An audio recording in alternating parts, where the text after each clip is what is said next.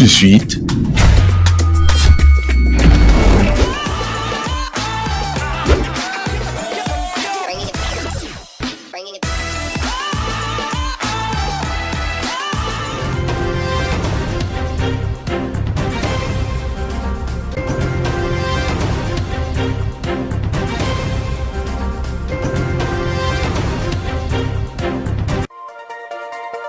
la première ministre chef du gouvernement a présidé la première réunion du comité stratégique de pilotage des zones économiques spéciales, un pas important dans la politique nationale de l'industrialisation en République démocratique du Congo.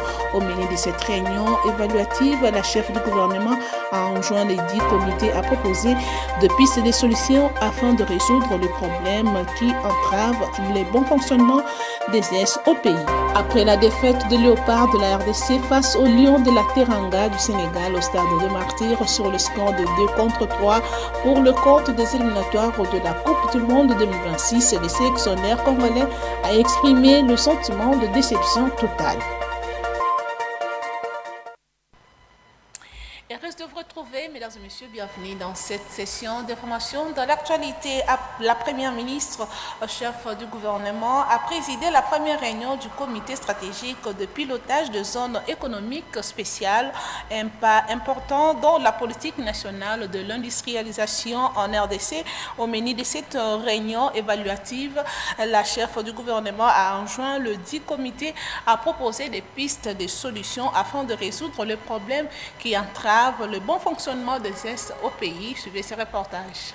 À ce jour, les zones économiques spéciales contribuent énormément à la création d'emplois et à l'industrialisation au pays, a déclaré le ministre de l'Industrie, Aimé Boji Sangara, dans sa restitution de cette séance de travail.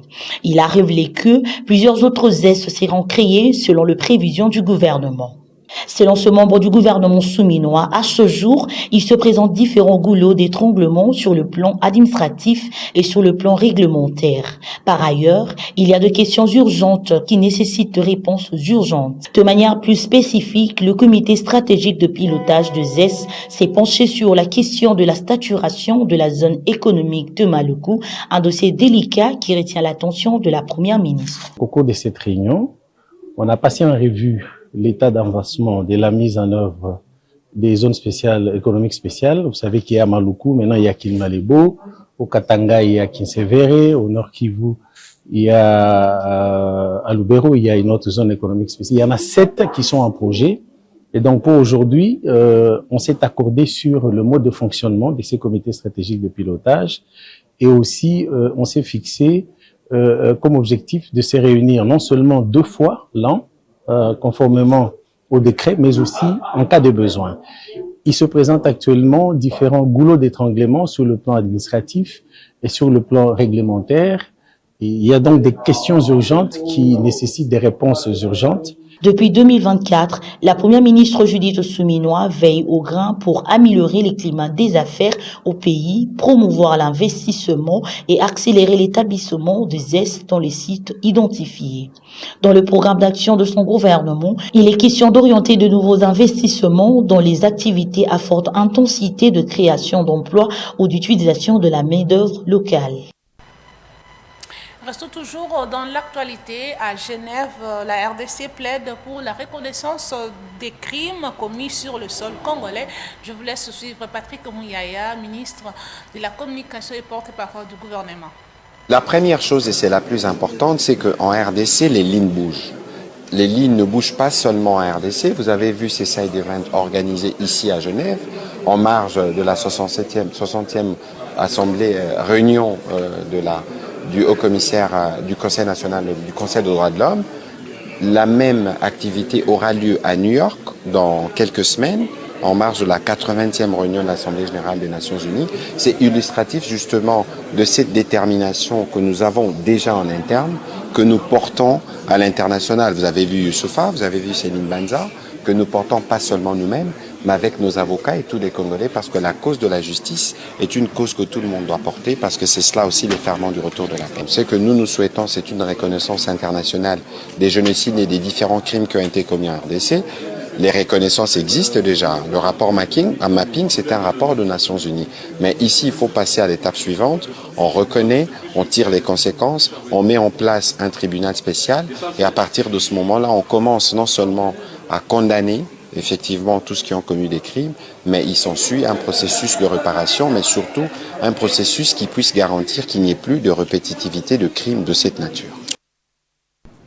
C'était un propos recueilli par Divine Pika. Direction la province de l'Ituri, la ville de Bunia, chef-lieu de la province, présente une beauté exceptionnelle, même dans les heures tardives. C'est essentiellement à cause de projets des lampadaires et l'asphalte qui prennent corps chaque jour dans cette ville. Suivez les détails.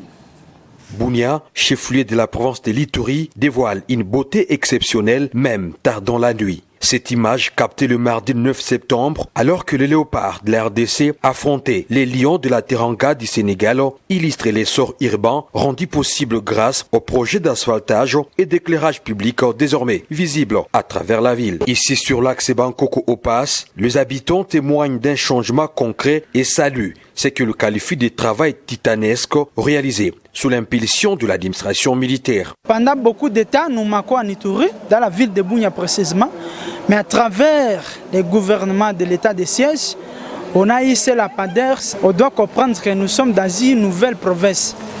On doit avoir une nouvelle province avec une nouvelle mentalité et puis une nouvelle dimension de réflexion.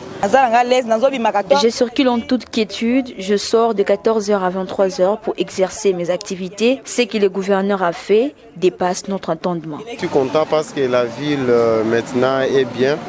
L'appui du gouvernement pour la population, malgré on est en état de siège, la ville est en train d'être modernisée par notre gouvernement. Le responsable de l'office des voiries et drainage, Jacques Kibomi, qui supervise ces travaux, met en avant l'appui décisif du lieutenant-général Luboya Nkashama Johnny, gouverneur militaire de l'Ituri. L'éclairage public est très important, même le nom le dit.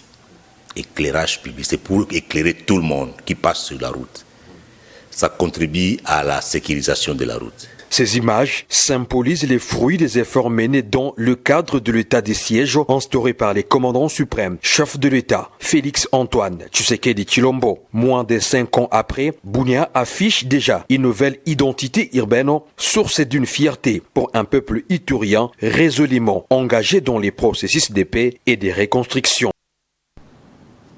Restons toujours dans la province de l'Ituri. Les militaires blessés des guerres sur différentes lignes de front en Ituri ont reçu la compassion du commandant des opérations et gouverneur militaire de cette province. Le lieutenant-général Luboya Nkashama Johnny a visité ce militaire, question de rehausser leur morale. Suivez ces détails encore une fois. Les commandants des opérations et gouverneurs militaires de l'Ituri, le lieutenant-général Luboya Nkashama Johnny a intensifié la première semaine de ces mois de septembre courant des visites.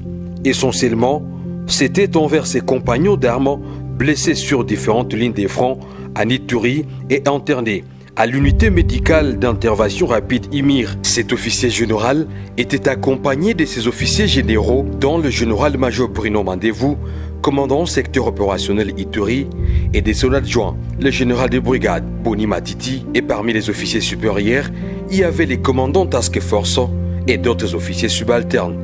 C'était à la suite des instructions de Gika Bongomadian Vita et du lieutenant-général Gilles Banza, respectivement ministre de la Défense nationale et ancien combattant, et le chef d'état-major général des forces armées de la République démocratique du Congo, que ces réconforts ont été réalisés. Une manière de transmettre les compassions du commandant suprême et chef de l'État, Félix Antoine Tshisekedi Tshilombo. Direction la province du Congo central, le gouverneur de cette province, Grace Bilolo, s'est entretenu avec une délégation de l'ANAPI dans son cabinet de travail. Au menu de leur rencontre, 3 missions spécifiques diligentées dans la province du Congo central. Suivez cet élément. J'ai conduit une délégation qui vient de la direction générale de Kinshasa, qui vient pour 3 missions spécifiques ici dans la province du Congo central. La première mission consiste à l'ouverture officielle de la représentation de l'ANAPI dans la province du Congo central, qu'on appelle l'antenne ANAPI à Matadi. On a déjà installé l'antenne, mais il fallait un lancement officiel.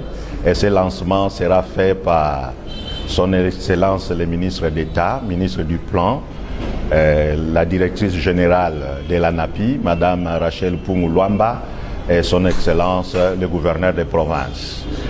Après cette inauguration, on va organiser les journées portes ouvertes pendant 3 jours pour montrer à la population c'est quoi l'ANAPI, ce que l'ANAPI fait.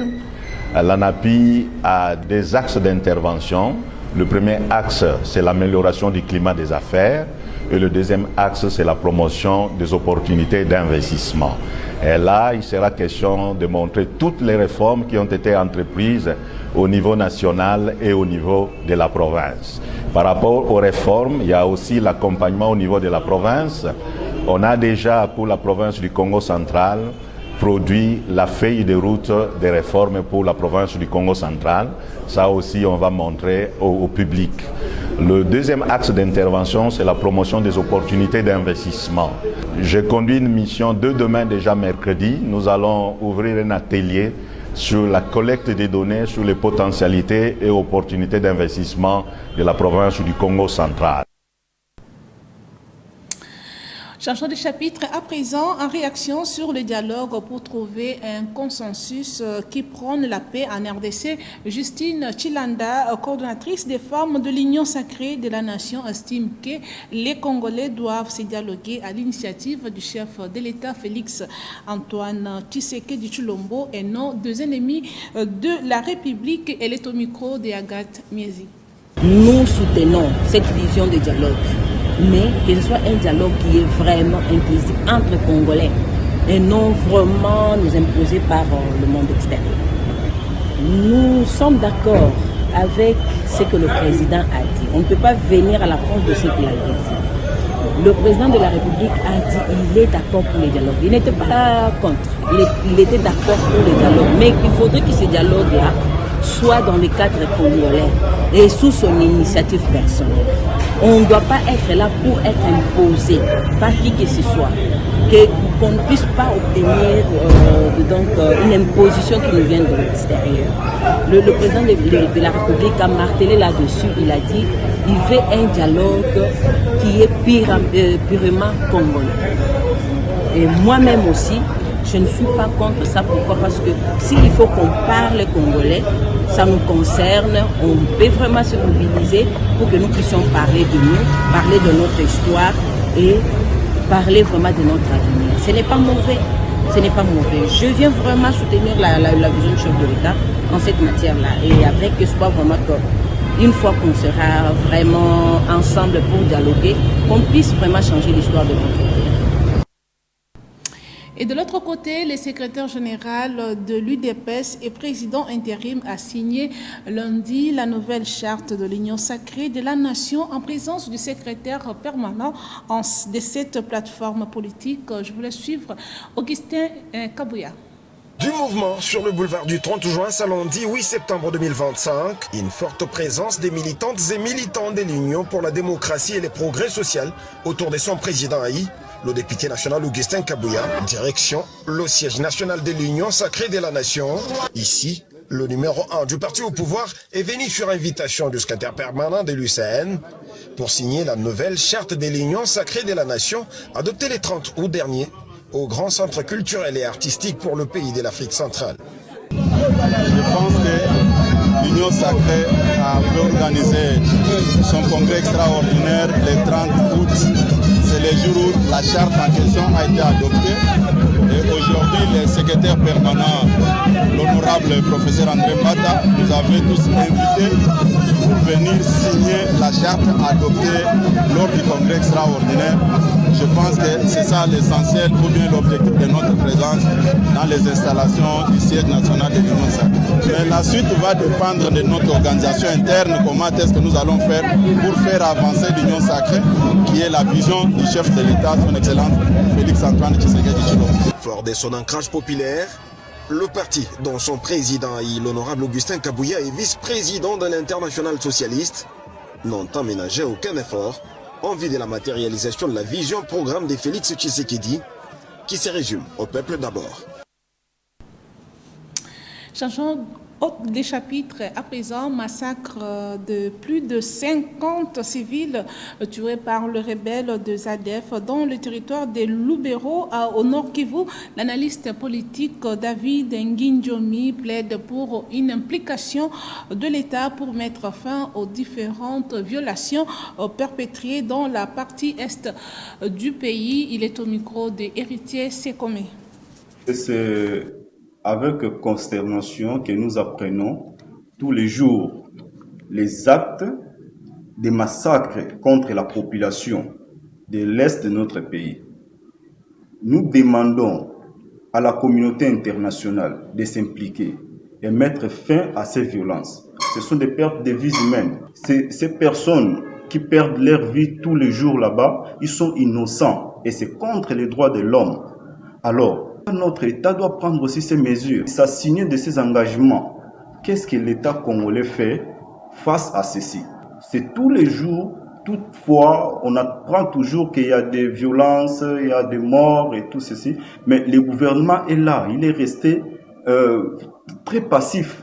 Il ne fait absolument rien. Ils ne prennent pas de mesures concrètes pour que ces actes soient finis. Parlons sport. Dans ce journal, les léopards de la RDC se sont inclinés devant la sélection sénégalaise au stade de Martyrs mardi 9 septembre dans le cadre des éliminatoires du Mondial 2026. Un match qui s'est clôturé sur un score de 3-2. Suivez ces détails avec Andy Chibaon.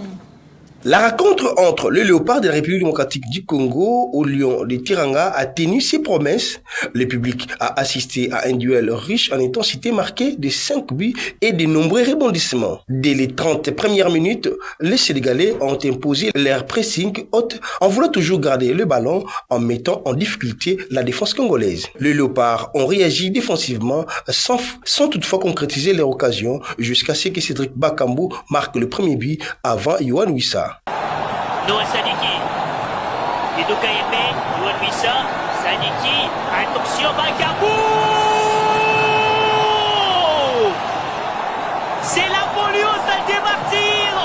Les léopards rugissent, les gradins tremblent, le public congolais est en transe, l'ouverture du score! Quelle action!